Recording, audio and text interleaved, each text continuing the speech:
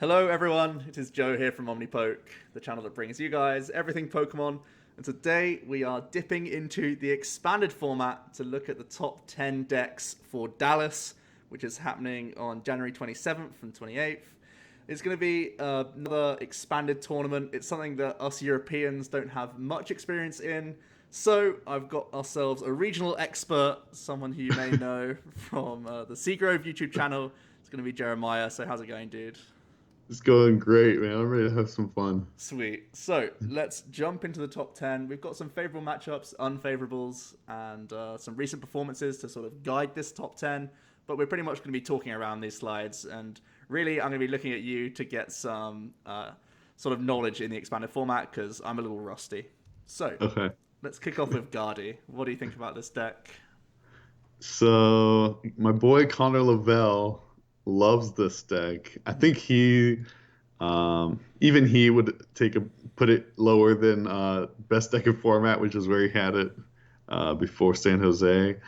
But I think it's good. It's got some interesting matchups popping up for it with the ZOROARKs, and I think it could be a solid play, like if it's a deck you're familiar with. Although it does play pretty differently in expanded. It's a solid deck. Yeah. It definitely had it had a reasonable amount of top 32 placements in four. No one progressed much further, but I mean, my main concern with the deck, I think we know how powerful Guardy can be. We know pretty much how insane Gallade is. He's like the selling point of the deck right now because of Zoroark. It's still a stage 2, which is a big pain. There's enough item lock from Trev, and there's Seismitoad creeping into all sorts of decks right now that sort of makes me a bit hesitant to play the deck. Yeah. So my main concern is you sort of have to tech for item lock, and you also have to tech for Night March, and you also have to tech for this, that, and the other. And essentially, you're already playing a split of stage 2s, and you're teched out to hell.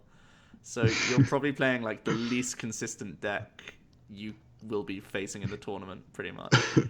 So, first of all, Trevenant, you're just gonna get bodied by Trevenant. It's not worth teching against. You're just gonna lose. Seismitoad isn't as worrying. If you can get up a Guardy, I feel like you're pretty good there. And then people, obviously Gallade's super good against Zoroark, but Gardevoir's not bad against Zoroark either because they have 210 HP, which is quite a bit, but at the same time it's 7, and with a choice band and with their DCE on, you have to get 4 energies onto Gardevoir. And if you're not ability locked, that's not terribly hard to do. Do you still play max potions in expanded, or is it just too fast of a format to even bother with that sort of stuff? I know you play Acerolas. I have a video about it actually with Connor coaching me on it.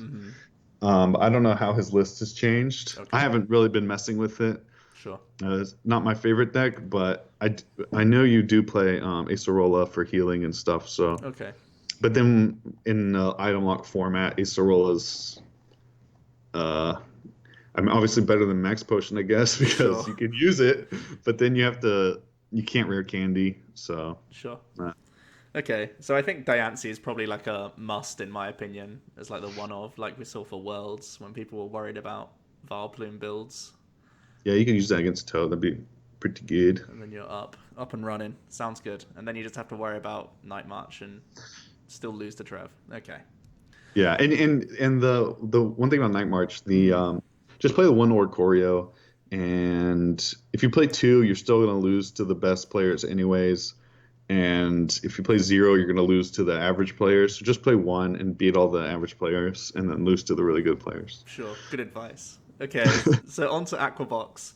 This is kind of like a pet deck of mine. I loved it when it first came out in Standard, and I love the 2 favorables that you know going into a tournament that you have, being Night March and Trev. That's a pretty good feeling to have, because Night March is still the deck to beat, and Trevenant is sort of being banded around as one of the best answers to that deck. So you're countering the best deck and you're countering the counter. So if you're hoping for the meta to be triangular and very based on these 2 decks, it's got to be a really good play. It's just that the format is a little bit more wide than that, and there are still big issues for the deck. Yeah.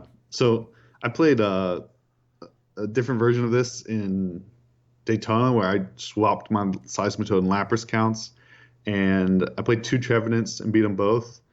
And then my buddy who played the same 60 with me played Night March and bodied it. Mm-hmm. So, yeah, definitely those are. And playing more Toad just exacerbates that. Yeah. Like, you're in pretty good shape. Just Rough Seas against Trevenant is hilarious.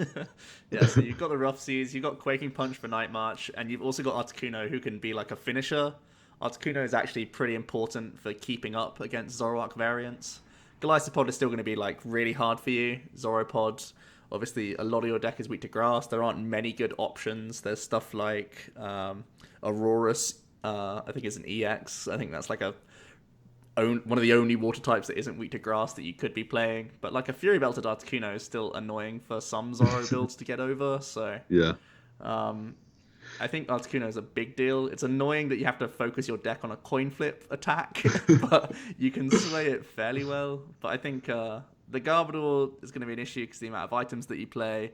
Obviously, if it's Garbodor Golisopod, you're definitely going to lose, and Zoropod probably outdoes you as well. But in general, Quaking Punch wins games right now, and not being a special energy focused Toad build is like a really appealing thing because a lot of people are trying to deal with Toad with things like Zerosic and stuff like that. So, and 2 things about that. First of all, you've probably heard a lot of people say like carrying Quaking Punch isn't even enough anymore. And there's a couple of reasons for that. And one is Ranger is going to be bigger now. And then the second reason is you have to, it's not only that, they're going to answer with either Tauros or Zoroark, and then you have to be able to answer a Zoroark. But you can Acerola and then go in with another Toad and hit once, and then go in with Lapras and Oko the Zoroark. Or in terms of them using Ranger and just getting a big enough attack again, you're playing multiple Toad.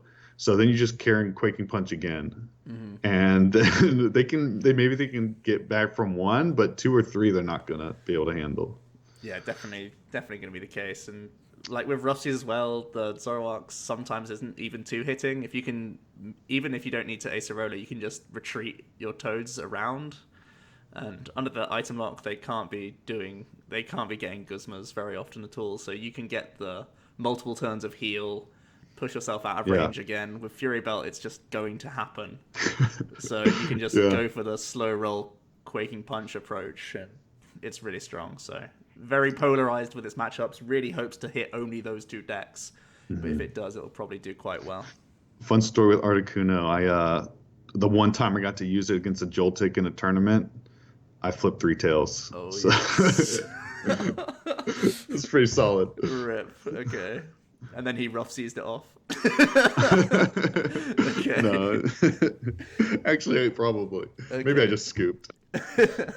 So in at number 8, we have BUZZWOLE LYCANROC. We know how insane this is in Standard, probably in like the top 3 or 4 decks in Standard.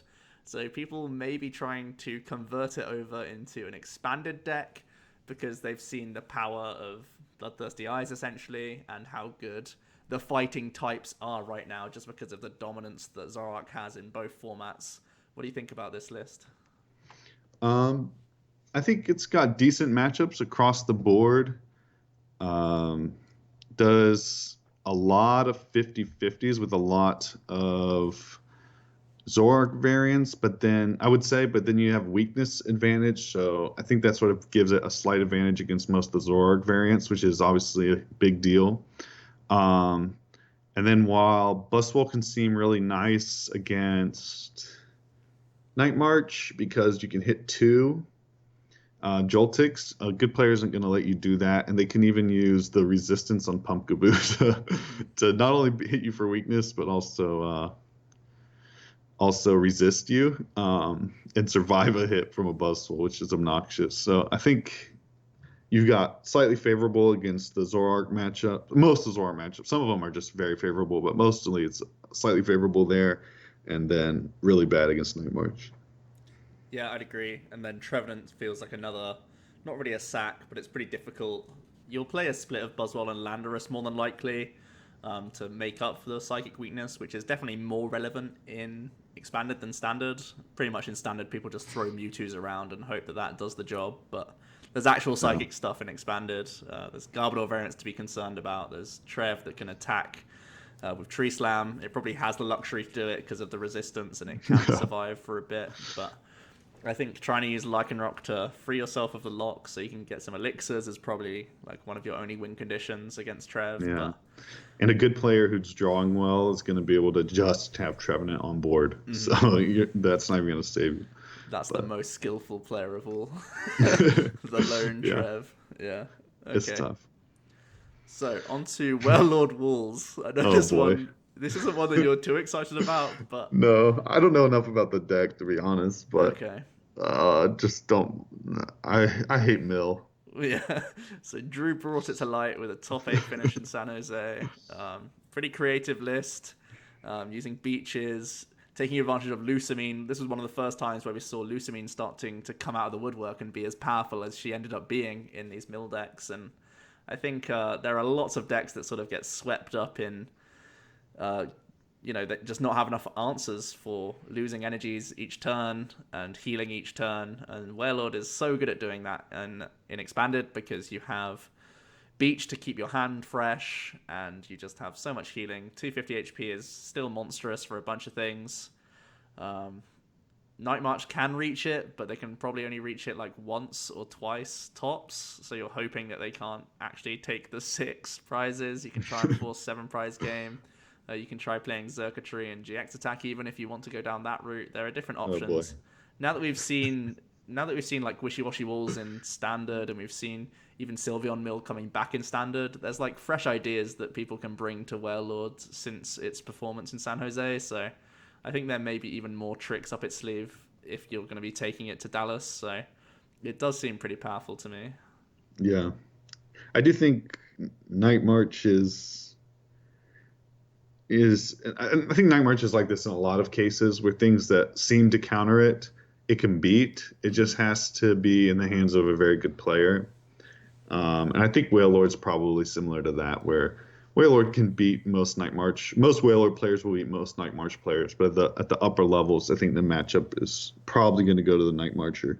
Yeah, I think it's definitely way better against the Zoroark builds because you're not pressured for one-hit KOs ever, other than the besides Glycopod build. Yeah.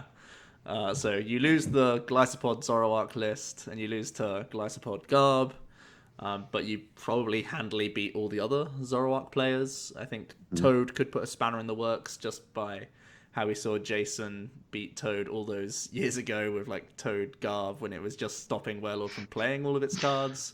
And then you can move into a Zoroark, maybe when it's like down half HP or whatever, in range of a Zoroark essentially. But sometimes like puzzles and special charge just aren't enough to beat this deck because there's also the random mill element of like handiworks in the mix as well. So it is just potent. There are the biggest downside is that Glycopod is still hype and like it's still really good. So it comes in with a pretty awkward auto loss and can still lose to some of the other decks if people actually manage resources correctly.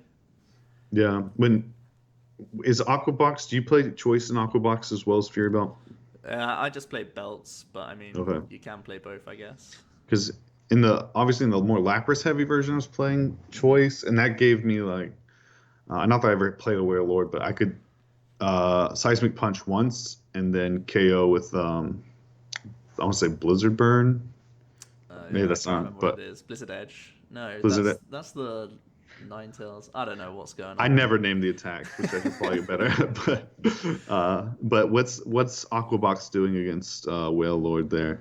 So it's just mainly that Quaking Punch locks out half of the mill that WAILORD has available to it, and it's also going to mean that it can't draw much from Beach because its hand gets clogged. Oh, okay, and, because you play like 14 waters, that's a lot for them to get through once you're Quaking every turn, so you just never break the lock is the idea. So it's a beached whale, basically, is what you're saying. It's a real slow grind. I mean, they have like Lusamine Acerola Loop, so maybe it's not as good as it sounds, but the WAILORD may end up in a weird spot just because Aquabox can do these punches, and then it can choose to break the lock on turns to take prizes. Yeah. And see what happens. So yeah. But Okay. WAILORD, it's in a pretty decent spot as long as ZOROARK shows up and not the Glycopod list. Yeah. On to So Garbodor variants. This is one that really didn't show up in like any of the variants. None of them showed up in San Jose particularly. So there weren't many good results. But pre San Jose, this card was everywhere. Predominantly the sort of Necrozma, Tool Drop, Mimikyu list with Psych Energies and D Valley. But there's also been Sableye Garbodor. I know that did quite well in the special over in Europe. A few of the top players were playing it. Then Toad also made, I think, top 4. Just a Toad Garb, old school disruption with like Laser List. There's Glycopod Garb, which also did really well at one of the expanded events with using blend energies and rainbows. And then there's BUZZWOLE as well, which has started to be incorporated into standard. Some people are trying to play this deck just to be like the new age Garbodor list with varying success. So far, it's only really been played in cups, but yeah. it's kind of better in expanded because you have 4 Versus Seekers, and that just really helps Garbodor decks so much because your biggest issue as a Garbodor deck is that you dead draw yourself. So Yeah. in expanded, it's like all of these Garbodor decks are just so much better because you get to play 4 Versus Seeker, and there's a lot of strength to Garbotoxin right now. For sure. So really quick, running down the line. Start at the far end. Sableye Garb. Issues with ZOROARK because they can just draw out. Obviously, they have to find a field blower once you have the Garb up. But I think trade is sort of the death of that Sableye Garb deck. And also, I think it has trouble. Like, a lot of people liked it in San Jose going into it, but then shied away from it.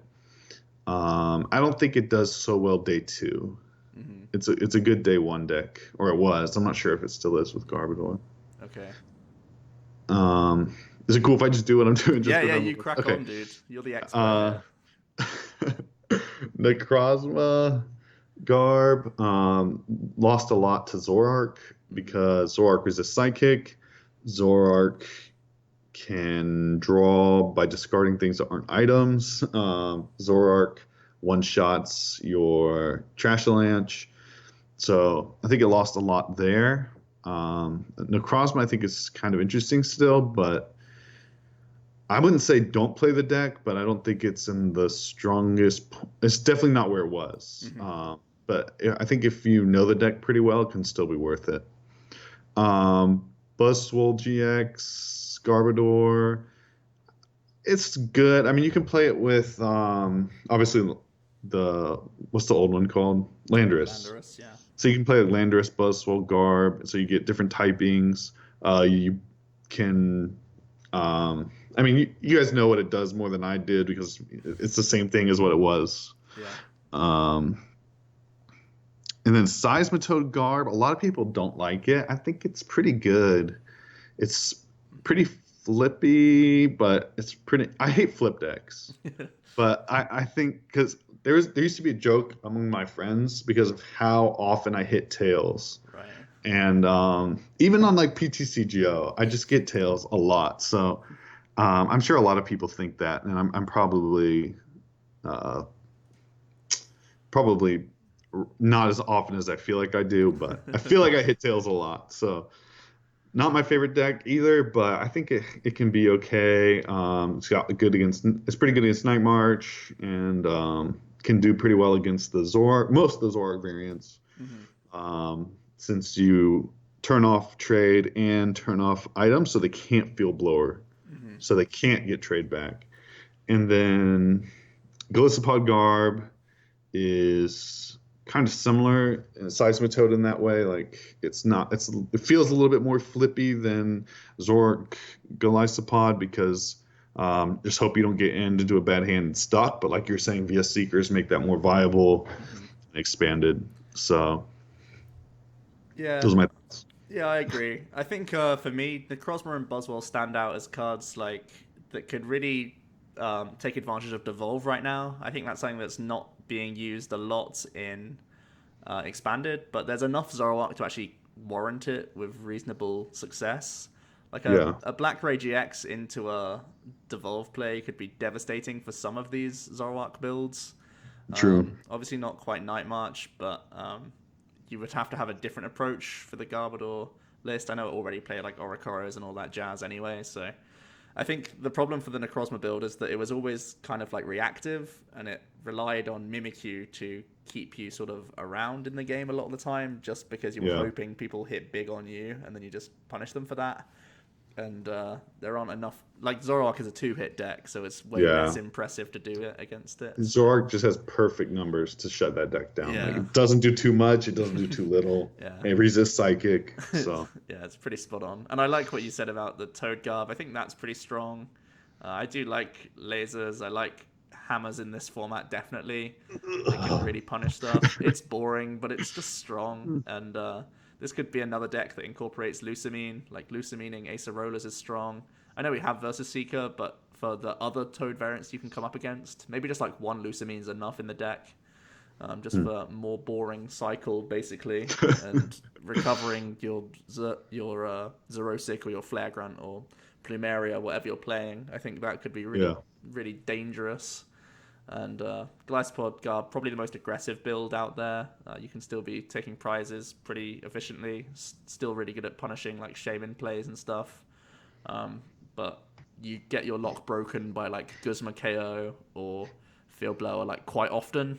So it's sort of been stamped out by the Zoroark builds, and I think that'll pretty much just continue. But this grass typing is getting a lot more interesting because there are more Toad decks coming out of the woodwork, and there's a WAILORD as well. So grass typing is like a pretty high priority in my eyes for Expanded right now. Yeah. Okay. Lots of different Garb talk. Let's move on to Trev. This is the broken deck of Expanded. So take that what you will. It's not had many placements recently, but there's. It got second. It got second somewhere. How many months ago is this? I only put Daytona. San Jose. Okay. So in Daytona, it did do very well. Sorry, I forgot about that earlier. Yeah. But, it's still like pre-Zoroark era, I guess. So, yes. I think Cena's come out with a list that tries to have at least a 50-50 Zoroark. He claims it has better. Yep. And it does against me. It's got pretty good Night March, really good Guardy, pretty good BUZZWOLE, LYCANROC. It's got a lot of ticks to its name. Yeah. And turn 1 item lock is just so oppressive that can beat just about anything based on your opponent's hand. So still a really dangerous deck. What do you think about Trev? Strong? So yeah, I love it. I think I had it 3rd or 4th on my top 10. But that's probably because Cena like beats me with it all the time. Mm-hmm. But I love it. It's definitely one of my top 3 if I were to go to a tournament like tomorrow. Mm-hmm. I think it's got really good matchups across the board. Has some consistency issues for sure, but there are decks where you have basically 100% win rate. So if you don't brick, you win against quite a few decks, namely everything not playing Zoroark.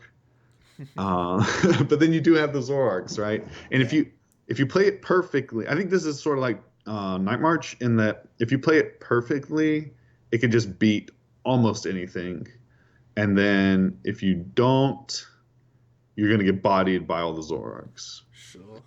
Do you think do you think there'll be a lot of Giratina promo in Dallas? I don't. No? I really don't. No. I think most people don't consider it as a Trev counter. And I think most people who do are going to be playing Zoroark decks and are going to feel like that's strong enough to beat it. Sure. That makes sense. I guess you don't want to overkill when it's already a reasonable matchup for the Zoroark players. Yeah. There are a few, like Zoroark LYCANROC was the one we talked about as probably the strongest Zoroark variant against it, because if you have something on your bench that's not a TREVENANT, they can LYCANROC it up and Yeah, free themselves from the lock. Yeah, free themselves from the lock and then use items Yeah. and trade and Just do their use thing. use another supporter like besides Sure. the Lycan. I forgot what combo we were talking about earlier, but Like Hex yeah, and stuff like that for other yeah, decks. I don't know. There's a lot of things like on those turns of Gust, you can get Versus Seekers for Guzmas or Hexes, or puzzling back DCs is a high priority against this list because yeah. Trev currently is playing E-Hammers in high numbers. So definitely something to be concerned about for Trev. Familiarize yourself with the newer lists. There is definitely a few videos out there about the newest list. I know Pablo did a build about it. I think Squeaky did as well. So there's a Hmm. lot of exposure for Trev right now, and the list that's running around, I think people would pick up that one rather than experiment with other lists. Do you think Yeah. that's, if you see a Trev, do you pretty much assume that that's going to be their 60 cards or close to it? I'd also check out Azul's Yeah. list that he put out recently. I think a lot of people will play that. Mm-hmm. But I do think Trevenant is a deck where a lot of people have different ideas about what's the best way to play it. Like some people are playing Necrozma, some aren't. Mm-hmm. Some are playing Jirachi, some are playing Lele. Most are playing the Espeon at this point, but not all are even that. Sure. I think they should be at this point, and maybe that's probably something they're more unified on is the Espeon. Mm-hmm. But most, and again, same thing with Rescue Scarf. Like most people are probably on Rescue Scarf by this point, but I still bet you are going to have some with Bursting Balloon or random stuff like that. Yeah, So sure. Cool. Like that random muscle band just to catch people out with I hope Tree not, but, Slam or something. but probably. Yeah. I don't think Trevenant's a deck that you can assume the 60 on Sure. because there's so many options, and because it's something that you can try and maximize consistency on, and you should be, but people love to put text in it. Yeah. So I think you're gonna see pretty maybe same 52-ish cards among every list, but Yeah. Okay. But there's still reason to be cautious about different plays. That's pretty good. Okay. Next up, we have the first of quite a few Zoroark builds. I was going to put this all on one slide, but then we'd have some real clown decks further on, like further down the top 10. So we decided to spread out the Zoroark decks. They all do play fairly differently, and their matchup spread can be slightly different. So the first is going to be Zoroark GARDEVOIR. Only 2 placements in top 32 of San Jose. For me, it's probably the deck that I would play if I was going to play in an expanded regional. Mainly that's because it's fairly transferable from standard, so it's not too difficult to grasp how to play the deck. And I think its matchup spread is pretty decent. We mentioned earlier that GARDEVOIR's typing is really nice right now with the increase or the expected increase of Toad, as well as maybe picking up a random WAILORD here or there could be nice for you. Trevenant, again, we think it's fairly good for the Zoroark player. It's pretty YOLO on like your first 2 turns, whether you win or lose, but if you can get into a Zoroark, you're normally fairly reasonable. And the biggest downsides for the deck would be that Night March is not great, even with things like Oricorio. You could play your own Toad Karen combo because you are playing the DCEs. That could be reasonable. Maybe even playing both. I'm not sure how hard you need to tech for Night March to win, but it doesn't feel favorable from the offset. And also GARDEVOIR feels like it could be awkward. Even though you have the early rush that you can go for and just hope that all the techs that they're playing slows them down. Right. There's still just the constant fear of Gallade. And this is definitely, because you're not playing Skyfield, it's one of the lists that can deal with Gallade probably the weakest, or it's the most difficult.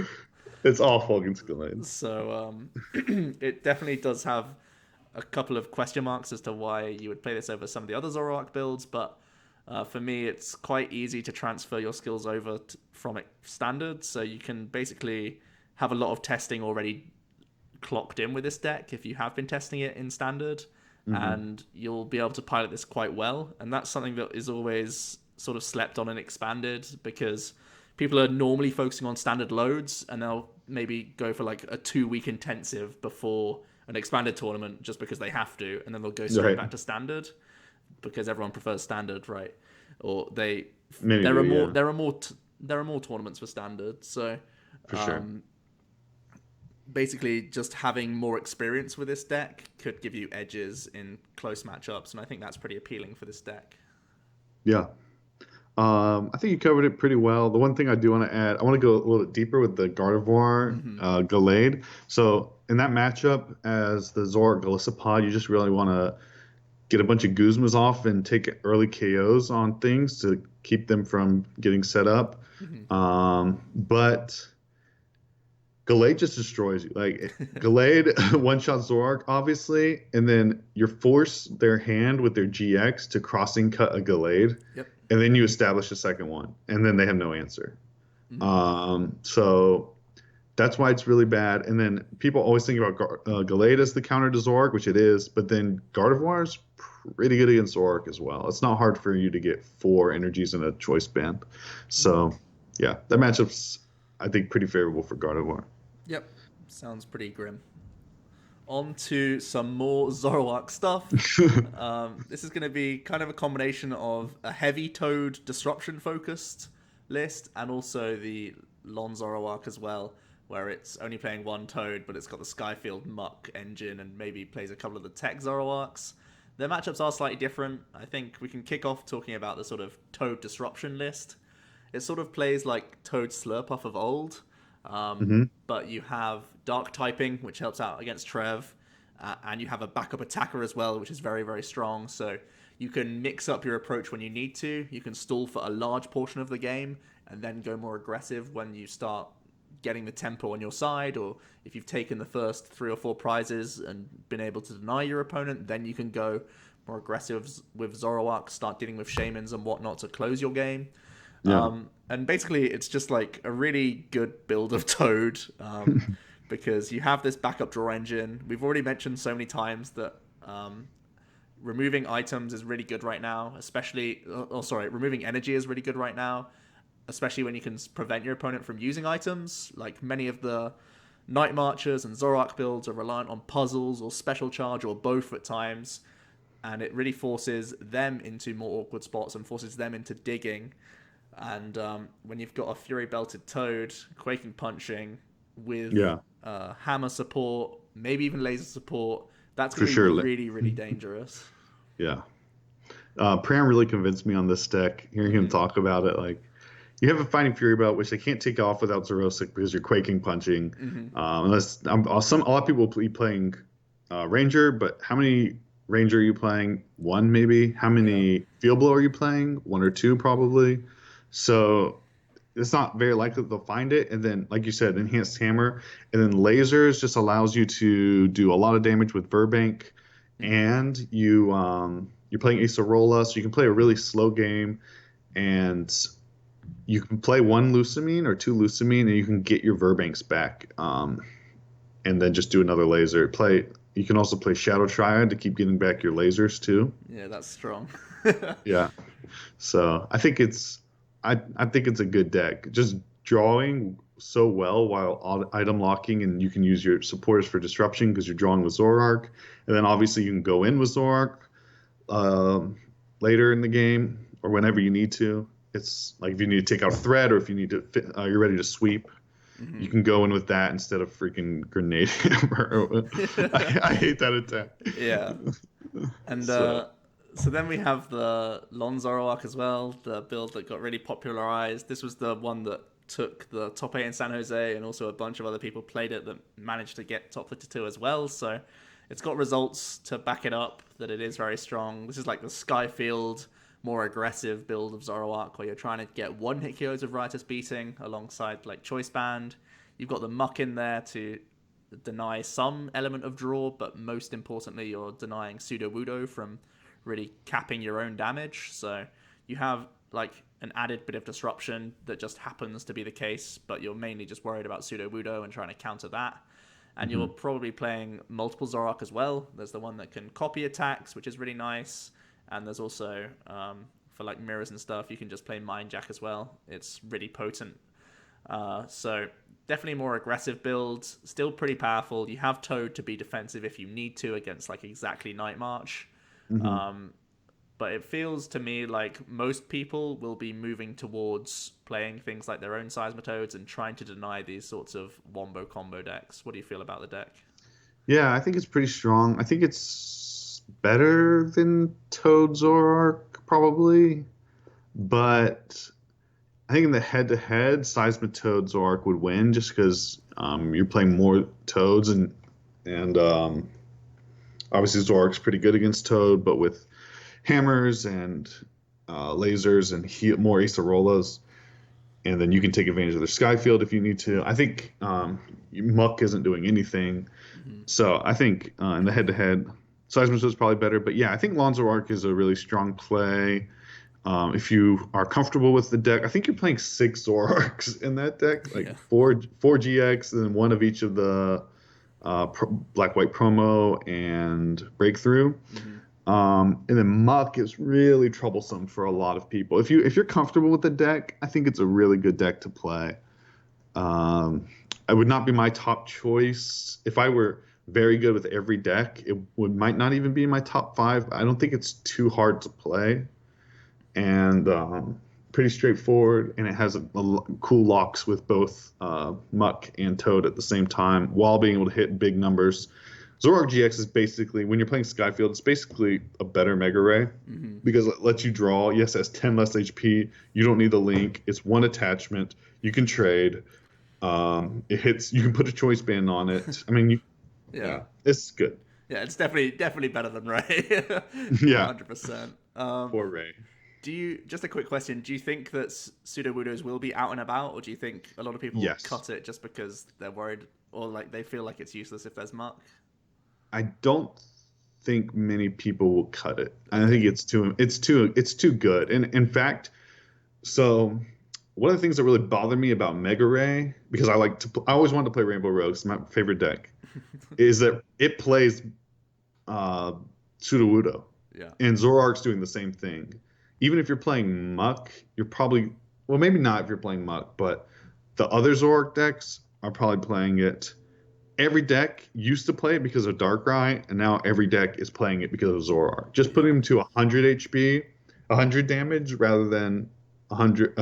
Like with the Skyfield, they're doing ridiculous amounts. Yeah. So yeah, I definitely think most people will, and even more should, be playing the Sudowoodo. Yeah, I think it basically gives you this weird tug of war where you can Guzma their Muck, they could Guzma your Sudowoodo, but you can normally recover Sudowoodo much easier. I think one of the biggest things in general for the tournament is that playing like 2 Rescue Stretcher could be like so pro, because recovering Oricorios and Sudowoodos, these are really high priority like one-offs that you'll play.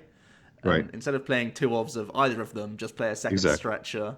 It could be a really big deal. I think that's one of the things where, in general, if I was building a list, I know I'd be playing double Stretcher and probably one of each of those cards because they seem pretty important to me.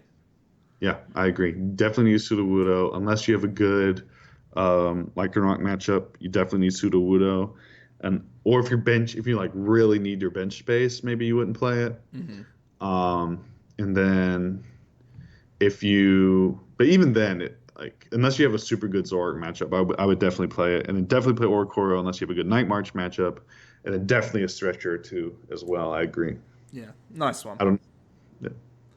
On to LYCANROC. This ended up getting 2nd place in San Jose. Another one made top 8 and 5 others in top 32. So, again, lots of placements. We've seen how good it can be in Standard also. So we've really got to grips with this deck, just like we have with GARDEVOIR.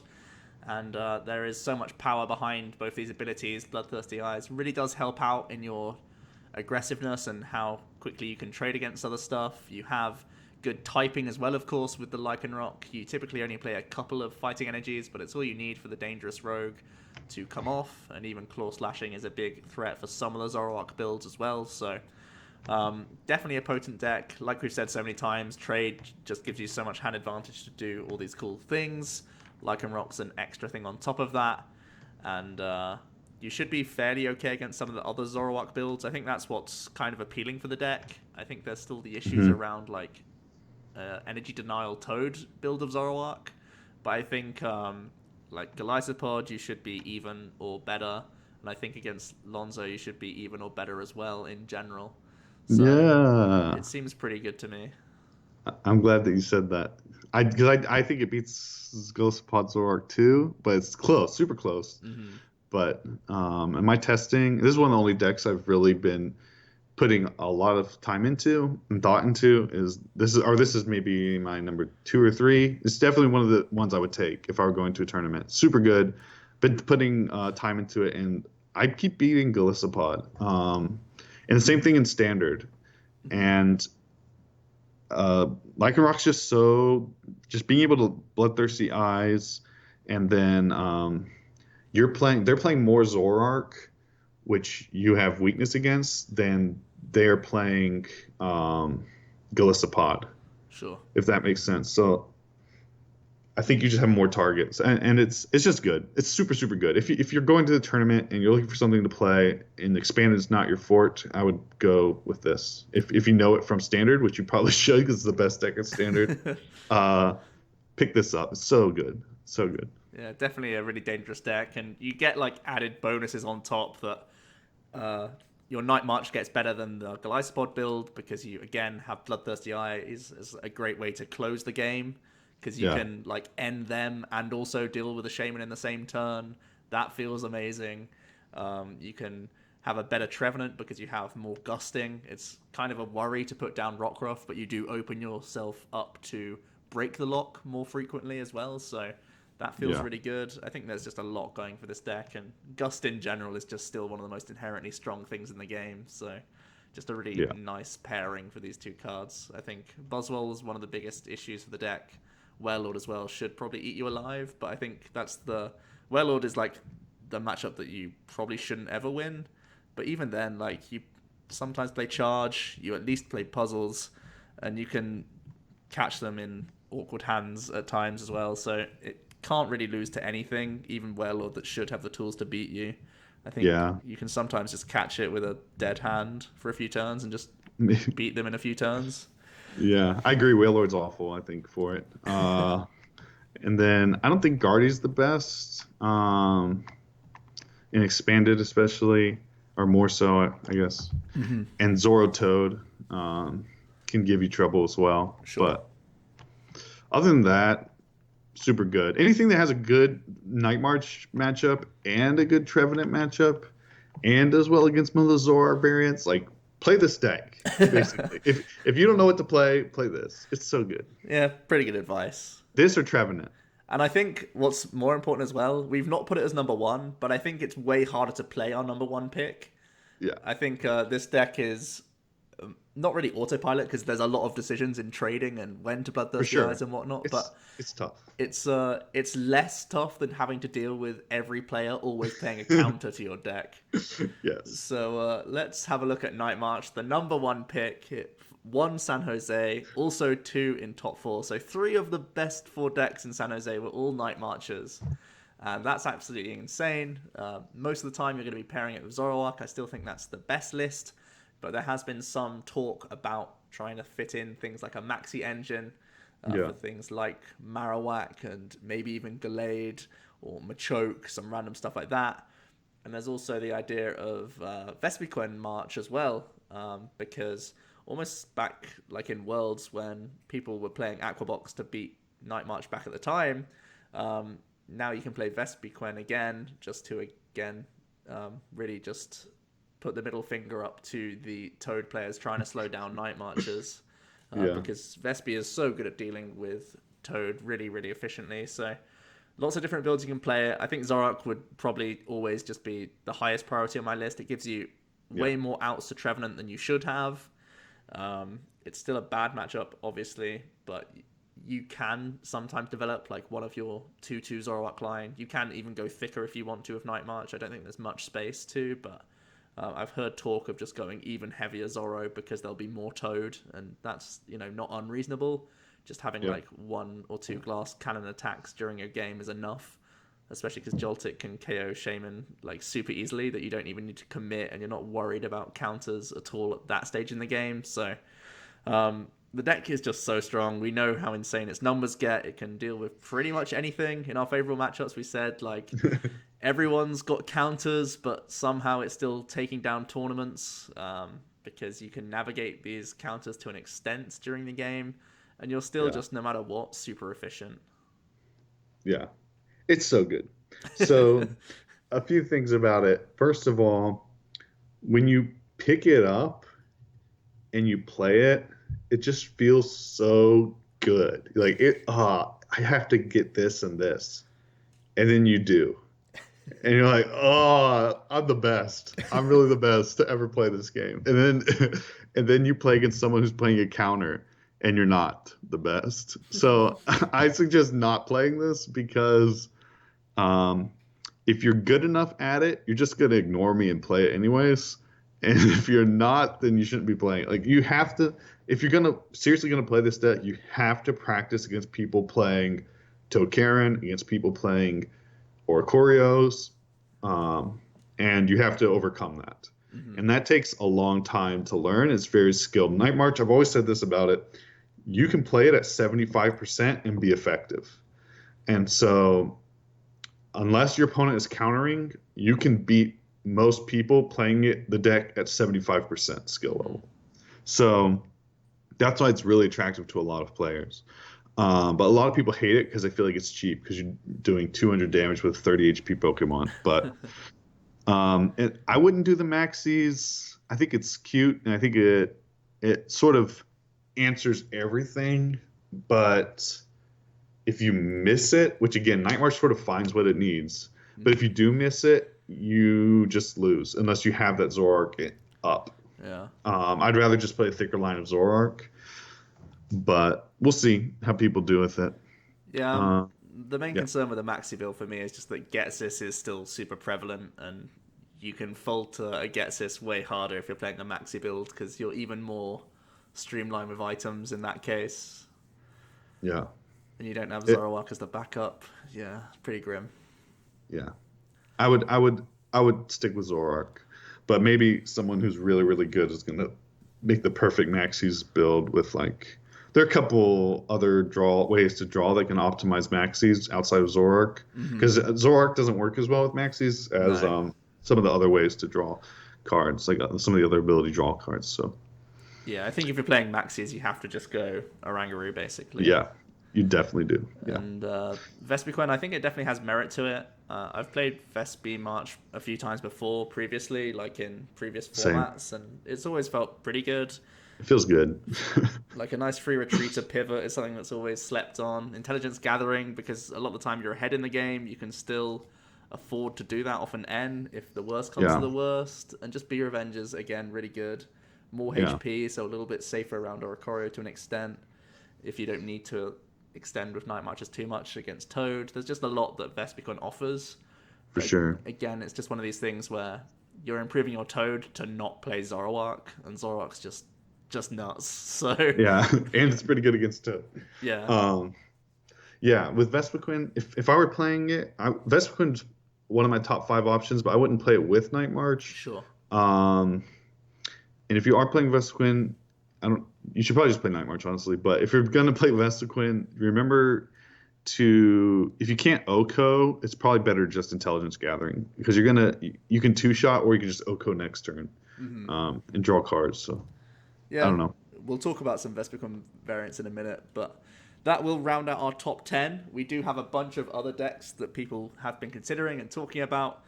First of all, we'll look at a fistful of fighting options here. A very simplistic way of thinking about this game is that one of the best cards is Fighting Weak. Let's just play ourselves a fighting deck. And this page is full of those sorts of mentality decks that you could be picking up. Do you want to go ahead and just take one of these and start chatting about it? Sure. Bottom right, Crabominable ZOROARK, I think, is probably the best one on here. So Crabominable does 80. With a choice band, you don't have to have a strong, just a choice. You Oko ZOROARK. And then you have ZOROARK. And you have 140 HP. And you want to play healing. You can easily get back energies. I actually think it's a good deck. You're gonna get bodied by Night March, which is a problem. But That's obviously a problem, but I think outside of that, I don't know if I would play it, but if I had a friend who was like, "Hey, I got the best list for Crabominable ZOROARK," and they gave it to me the night before the tournament, I could see myself playing it. Okay, that's pretty interesting. Do you play Focus Ashes at all in that list? You can. I don't. That's the thing. I don't have the best list for it, Right. Okay. but I think I think you would because you're gonna play a lot of max potions, and you just make them keep. You have to. You're gonna be healing anyway, so Yeah. yeah. I think that actually makes a lot of sense to play Focus I don't Sash. know. I know this is one that you suggested I put on the slides, and I was more than happy to, just because it's chronometrable. So sure. It's But the spice. I've not seen any lists for it, so I'm just curious. But Okay. it's I just wouldn't be surprised if one got day two. okay. Interesting. So I'll just go north of that and look at Gallade Octillery as an archetype. It's similar to Gardevoir in that its matchups are fairly polarized, where you Yeah. really don't want to hit the item lock stuff. Yeah. But if you play against non-item lock stuff, you look really, really strong. Playing Forgalade and Sashes and having puzzles for DCEs is just so insane. The Premonition Abyssal Hand engine, when you're allowed to do it, is again really insane. You're way weaker to Garbodor variants than the Gardevoir would be, but essentially you're just saying, you know what, I really hope I run into enough Zoroark and enough Night March for this to be good. Sashing Gallade is nuts. Night March can get through it, but typically you're going to target their Zoroarks anyway for prize advantage and ruining their draw engine, so then they have to teammates just to grab puzzles each turn, and you can still plus off that because they're always having to get Field Blower back, which they play like a one of. So it is a stage 2 deck, but you do have Karina that can get you Candy Gallade pretty consistently. You have high Bridget count. You can do all sorts of stuff when you're not item locked. So as long as you run into Night March and Zoroark, this is definitely a great deck. Yeah, for sure. Um, yeah, just the item lock there hurts. But I'm gonna take Landorus, Crobat. So this is a deck I've messed with for a very long time, and I really like the addition of BUZZWOLE, and I really want to say it's very good. It should body Night March. Obviously, Night March can hex chain you without too much issue, but it doesn't really matter because you have too many answers to Night March. So that makes it not a terrible play. Then obviously being strong against ZOROARK is really, really nice. So I think it's got some decent matchups overall, but when it comes down to it, there's no way I'm taking this. Yeah. There's just too much weaknesses. I do like that you can play Landorus, you can play BUZZWOLE, you can play Lucario, you can play Zygarde. Probably not Lucario, but just being able to play like a assortment of strong big basics is really, really nice with different weaknesses. Definitely feels safer than Glade Octillery, and it's still targeting the same matchups pretty much. Yeah. A lot less fun though. Okay, I'll do you a favor and I'll talk about Regirock because it is my Thank pet you. deck after all. Yeah, I mean Quad Regirock is still like a baby of mine. It's again a deck that pretty much folds to Trev a lot of the time, and doesn't really appreciate Toad. I think you can deal with like a straight Toad deck, but you can't deal so well with Toad in Zoroark and stuff because they can mix and match on you, and that can be really awkward because they can punch on the turns to stop you getting Sash down, and Sash is like the whole combo of the deck in the first place. For those of you who don't know about Quad Regirock, it's a deck that I built like, I don't know, I think it was almost 2 years ago now, but it was based around just using the Regirock. It has the same trait as Primal Groudon, so it can't be gusted up. And you just use puzzles, scramble switches, beaches, to get this combo off where you can cycle Regirocks with Sashes so that you never drop a prize once you get built up. So typically you're dropping like 3 or 4 prizes, sacrificing Wobbuffets, sacrificing Robo-Subs in the process, and then from then on you're going to just start swinging with your Regirock. Regirock's like a really good attacker in the format. It's with Strongnergies, you don't need to flip coins in order to one-nick your Zoroarks. You can deal with Night Marches very, very easily. So again, a lot of the fighting decks seem to only want to face Night March and Zoroark. That's pretty much a theme here. But they all seem to do it quite well. And this is like a quote-unquote perfect combo where you can keep them unable to KO your Regirock thanks to Focus Sash, and thanks to the trait, they can't get rid of it in any way. So you also have the I can't remember what this tool's called. Recycle. It's the Wishful Baton. That's like a get out of jail free card if you don't have Scramble Switch on certain turns, because you'll get end out of the game at some point, or they'll try and end you out the game.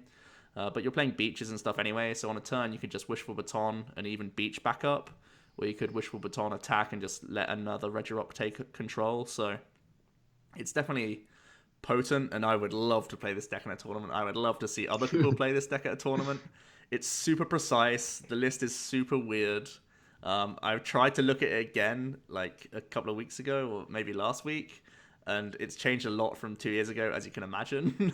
But there's some strict upgrades, and the list is like a lot cleaner than I used to have it, because like Guzma gives you like 3 more spaces because you don't need to play as many float stones now. Oh, so much better than Lysander back in the day. You have Ranger for Toad. You have all sorts of things that I never had back then, which just make the deck a lot better. So if someone makes a good Quad Regi list, oh my god, I'll just be so pleased. That would be amazing. So I suggested Donphan, but I really want to talk about Primal Groudon. Is that cool? Go for it. Okay, great. So Primal Groudon, a lot of people I think are sort of jumping on this train. You've seen beach prices going up, and that's partly because of WAILORD, but it's partly because of Groudon as well. And I think a lot of people are pretty excited about that. It should do pretty well against ZOROARK and a couple of the Toad variants. It should be able to handle pretty well. But I think it's really bad. And the reason I think it's really bad is because it's going to get bodied by the most played deck of the tournament, I believe, which is going to be ZOROARK, LYCANROC, which seems like you should beat it, but you can't get up to Groudons? They call it Groudons. Yes, you can't get up 2 Groudons. Like you'll get one, and then you'll hit them.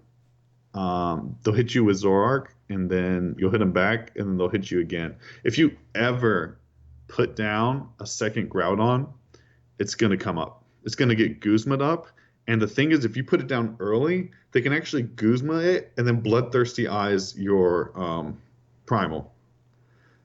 Because they bring it up so that Wobbuffet's not in play, and then they can use their abilities, and then Bloodthirsty as your Primal, and then Dangerous Rogue, and it feels awful. I really think it's a terrible play, but it seems like a lot of people are considering it. It also loses to Night March, so I'm not playing anything that's losing the 2 best decks in the format. Just play. If you're gonna play Groudon, just play Quad Regirock. Put the time in, guys. Make it work. There you go. They can still Bloodthirsty Eyes Regirock, but you're gonna play Wobbs, and you just have to not play down your Robo Subs in that matchup. Yeah, it's 1 prize. Who cares? Easy win. Okay. So that leaves Donphan. I was big on Donphan back where this was back in Turin when we had our expanded special. Oh, sorry, Bilbao, I should say.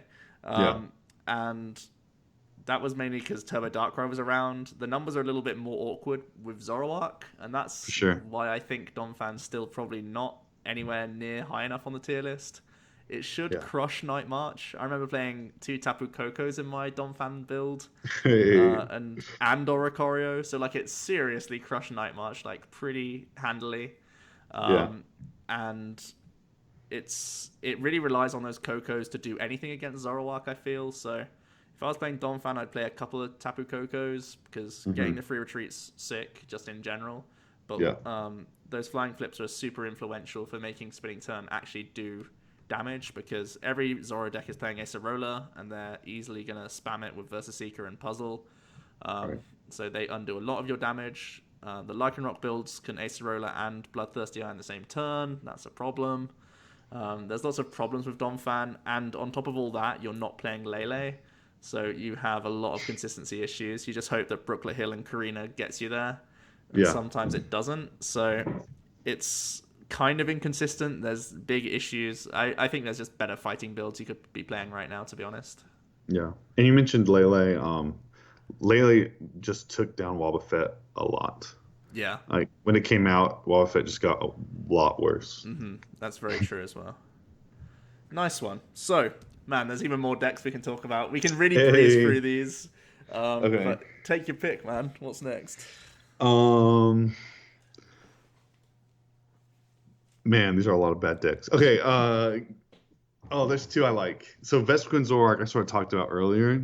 I don't really know how much more to talk about it, but I like it. I think it's really fun. I've always been intrigued by the concept.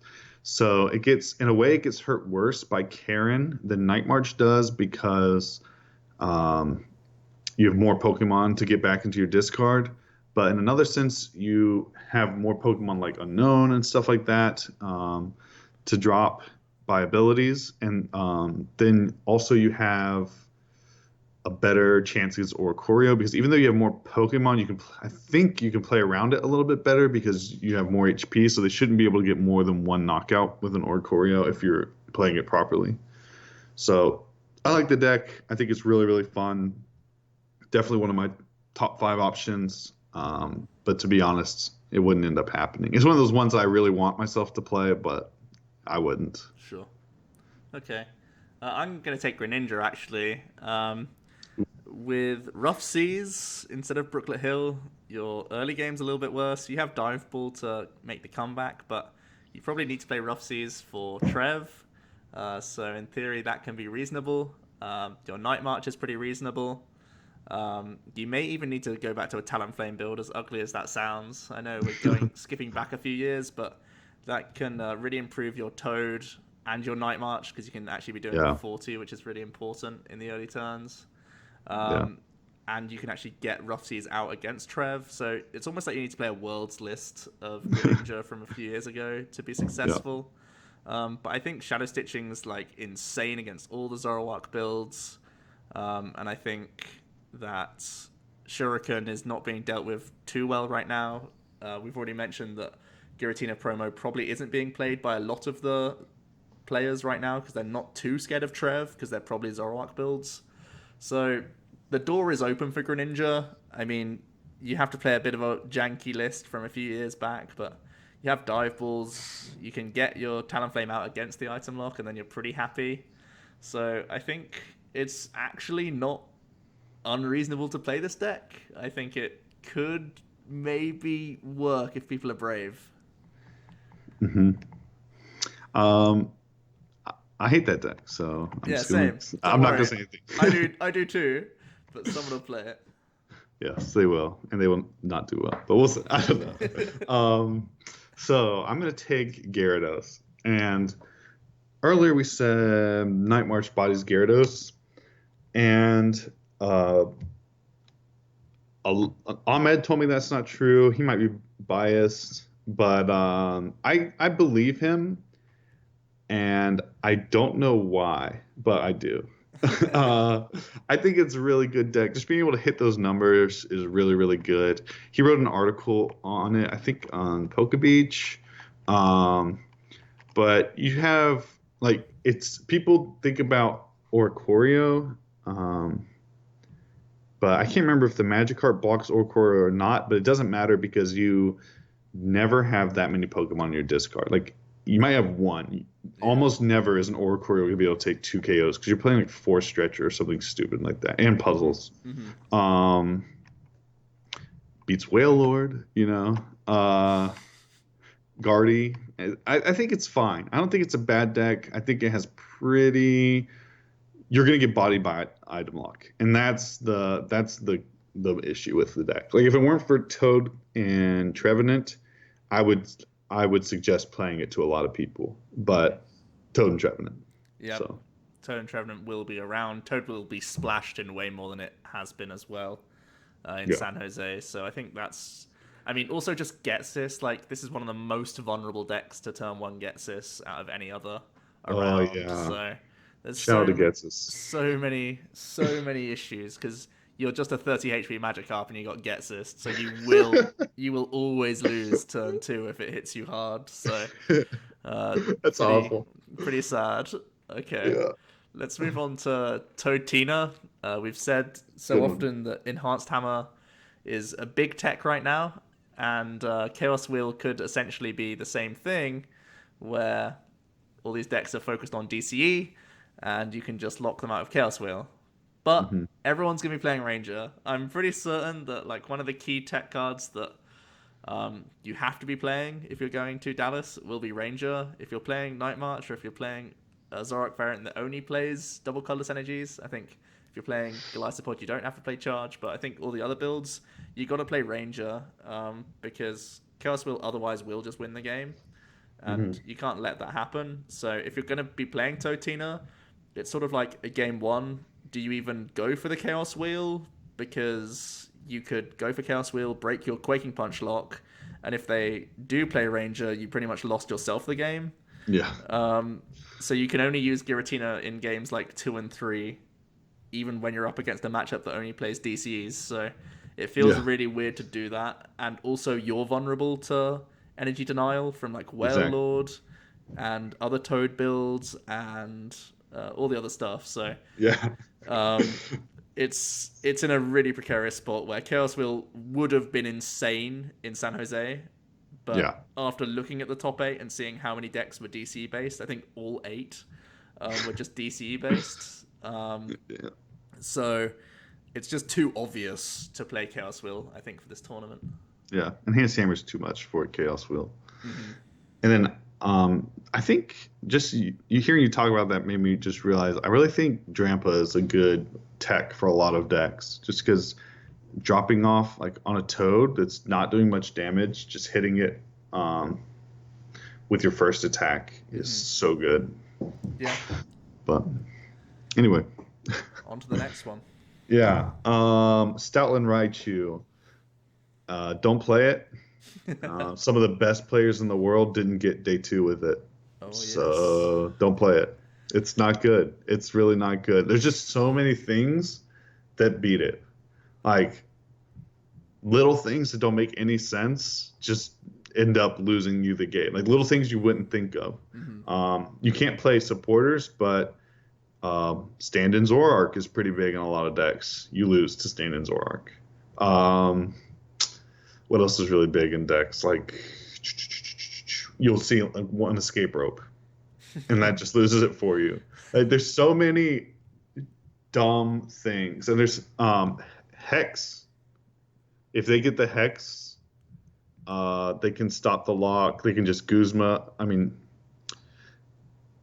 they can Bloodthirsty Eyes. Yeah, they can do that. And then Guzma up your Pikachu and knock it out. Like, there's just too many little dumb things you don't think of that just beat this deck. It's not good. When I saw it, I was like, this is awesome. And I'm like, wait, Sam and Ross both played it and got beat with it. That's then I'm definitely going to do awful. So yeah, don't play. Yeah, I can agree to that. So I'll move on to Turbo Turtles. Okay. I think another reason why this deck probably isn't going to do well is because Ranger's in lists, and I think this gets really heavily caught in the crossfire of that. Shell Trap was integral to beating Night March as like part of your win condition. Yeah. So the fact that they can Ranger around that now is going to be a big issue for the deck. And although you can deal with Zoroarks and stuff fairly effectively, there's going to be Toad in all of them, or most of them. And in Expanded, there's Lonzo, which can still like trade 1-hits anyway, and they're going to be more efficient and they can draw more cards than you. So I think if you're going to play a 1-hit KO deck, just play Lonzo instead. Absolutely. Yeah, Turbo Turtles has had its time in Expanded. I agree. I think it had its time after the first tournament. It was a one and done, I think. Okay. Darkrai. So Darkrai GX is actually probably the better version, and you have that here. I mean, I'm just saying it's better than Darkrai EX, and it's not very good. Too much fighting. 180 HP. It's going to get one shot by ZOROARK unless you're playing the Sudowoodo, which you probably are, but it's just not that great. Item lock can hurt it because it can't get the GX off. Too much fighting, too many. It's just outclassed by so many things. I don't think it's. So if this were Darkrai EX, I might say, you know what? If you're just not an expanded person, just play it, and it's consistent and quick, and it can just do a lot of good things. Because it's not hard to learn, and maybe you know the deck. But with Darkrai GX, people don't really know the deck, and so I just don't think there's a good reason to play it. Yeah, I'd agree. It gets caught in the crossfire of everyone trying to counter the fighting weak deck that's just the better deck in general. So pretty grim. I think it's got a reasonable Night March, but I think that's like the only consideration. Like, I guess it's Night March is reasonable, and its Trev is reasonable, but only reasonable. And you could be playing any Zoroark deck to be doing that pretty much. So. And Night March has Mars Shadow now, so I don't even know how good it is against Night March. Yeah, that's true. Don't play it. Alrighty. So, lots of decks that you shouldn't be playing, and maybe one or two decks that you should be playing after all of that conversation. Lots of different decks in Expanded. And yeah, it's going to be really exciting to see what happens in Dallas, because it feels like there's big enough gaps in Expanded that there's such big jumps from tournament to tournament in what's good and what gets played. So it's always a really, really interesting thing to look at Expanded results. I think it's definitely cool. So thanks so much for joining me today for this discussion and helping me out, my regional expert. Might have to have you back on again for more Expanded stuff in the future. Okay, I'll keep studying it. Okay. So all of you guys watching, if you don't know and you like listening to Jeremiah and some of his ideas, Seagrove Pokemon TCG is his channel on YouTube. He does great interviews with all sorts of the best players from recent tournaments and in general discussion as well. And he does close to daily videos, I think, at the moment, just on your own topics as well. I'm back to Monday, Wednesday, Friday. It was daily until the end of 2017 because I hit 1,000 subscribers. That was my promise. If I hit 1,000 subscribers, I'd do a video every weekday until the end of the year. Well, there you go, guys. There's already 1,000 people watching him. Why aren't you one of them? Go on over there and join the club. There it is. So yeah, that'll be it, guys. Subscribe to this channel if you're just here for the first time. Like and comment and all that good stuff, and we'll be back with more Ultra Prism decks, I think, in the next couple of days. So thanks so much once again, Jeremiah, for joining me. And, thank you so much for having me. It's an honor. Yeah. Do you want to shout out anyone or anything? Yeah. So shout out to you for having me, and shout out to all the good people who come onto my channel, yourself included. Not just good players, but good people. I really am thankful and indebted to all you guys who are willing to be on my channel and share with the community. And the whole community is indebted to you all for that. And like Joe said, if you like hearing my voice, but really if you like hearing people who are a lot better than me talk about the game, sub. And shout out to Flipside for kind of partnering with my YouTube. Nice one. That'll be it for today, guys. And we'll see you guys next time.